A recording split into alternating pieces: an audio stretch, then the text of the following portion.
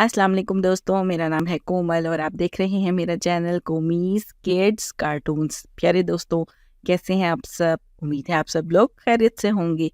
जिन बच्चों ने मेरा चैनल सब्सक्राइब किया उनका बहुत-बहुत शुक्रिया और जिन्होंने अभी तक चैनल को सब्सक्राइब नहीं किया है, वो जल्दी से चैनल को सब्सक्राइब करें ताकि मेरी नई आने वाली वीडियोस आप लोगों को मिल सकें। प्यारे दोस्तों, आज मैं आप लोगों के लिए मज़ेदार कहानी लेकर आई हूँ जिसका नाम है राजा रानी। आओ बच्चों सुनो कहानी। एक था राजा, एक थी रानी। राजा बैठा बीन बजाए, रानी बैठी गाना गाए। तोता दुम हिलाता जाए, नौकर हलवा लेकर आए।